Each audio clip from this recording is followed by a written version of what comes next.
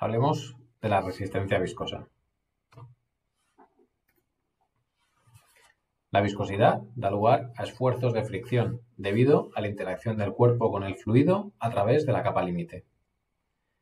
Por este motivo, el parámetro que va a dominar nuestro problema va a ser el número de Reynolds.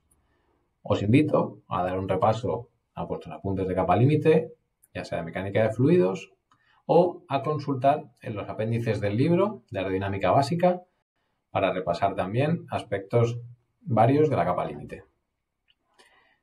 Contemplemos esta figura. Tenemos un cuerpo fuselado, un perfil aerodinámico, donde la capa límite está adherida casi en su totalidad, salvo por un pequeño fragmento en el borde de salida. La teoría potencial linealizada y la teoría de la larga nos permiten obtener la sustentación tanto de un perfil bidimensional como de un perfil extruido en forma de ala plana. En cambio, para la resistencia aerodinámica necesitamos integrar lo que sucede aquí en la capa límite, pues los esfuerzos viscosos van a dominar la fuerza en el eje horizontal que proporciona esa resistencia de fricción. Variará en función de si es laminar o turbulenta, como veremos. Por lo tanto, para controlar esta capa límite necesitaremos actuar sobre la misma.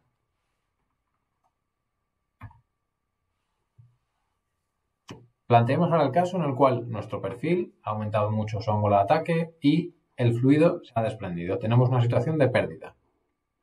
En este caso, la diferencia de presiones genera una fuerza de presión en el eje horizontal, conocemos como resistencia de presión o resistencia de forma. Habitualmente, un fuselado del cuerpo o un control de la capa límite nos permite reducir el desprendimiento y así controlar esta sustentación. En perfiles aerodinámicos, la entrada en pérdida implica que nuestro perfil pase a comportarse como un cuerpo romo. Acordaos, como cuando hicimos el análisis del cilindro potencial, veíamos que en un caso de un cilindro normal, el fluido seguía adherido, pero la realidad es que se generaba una estela detrás del cuerpo. Cuando tenemos un perfil, sucede lo mismo. Fijaos ahora en esta figura. Se trata de una sección de un edificio. Tenemos aristas vivas en lo que sería el borde de ataque y el fluido se desprende aguas abajo. Tenemos una burbuja aquí formada donde es posible que haya posterior adherencia o no. Esto se ve en la aerodinámica civil, donde la aerodinámica no está tan cuidada, pero en cambio los efectos de las cargas aerodinámicas pueden generar un perjuicio para la estructura y por tanto es necesario estudiarlo. Se comporta como un cuerpo romo. Ambas figuras están mostrando una serie de contornos de líneas de humo. Cuanto más juntas estén las líneas, mayor aceleración del fluido hay. Y donde dejamos de ver las líneas, como nos podemos imaginar, ahí el fluido se ha desprendido.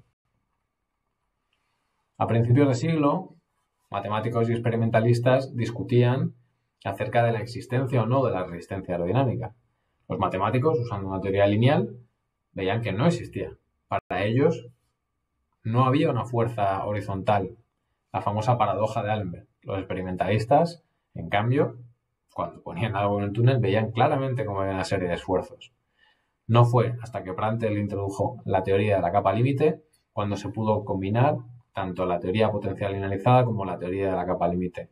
E integrándola, se recuperaban dichos esfuerzos. Veamos un poquito más en detalle dos casos también de aerodinámica civil, donde los cuerpos romos son lo que primeramente se ve y por tanto es la resistencia de presión la que domina los esfuerzos sobre el cuerpo. En este caso tenemos una sección de un puente, la sección transversal, donde tenemos un pequeño vehículo, un tren, que se ve afectado por la corriente incidente. En ambas figuras vemos cómo se colocan distintas pantallas para controlar el impacto del viento sobre este vehículo. Se puede ver claramente las zonas desprendidas, la interacción y el cómo varía la configuración fluida debido a la separación, readherencia y recirculación del fluido. Y ahora un caso que quizás os sea más conocido, el flujo alrededor de un cilindro. Este caso se usa en multitud de situaciones porque es el estudio básico de cuerpos romos. A partir de determinado momento, el flujo se desprende y se forma una estela.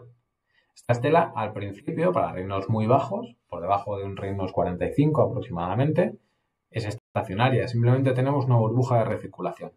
A partir de determinado número de Reynolds se empiezan a formar una serie de torbellinos que se difunden aguas abajo y forman lo que conocemos como la calle de torbellinos de von Karman.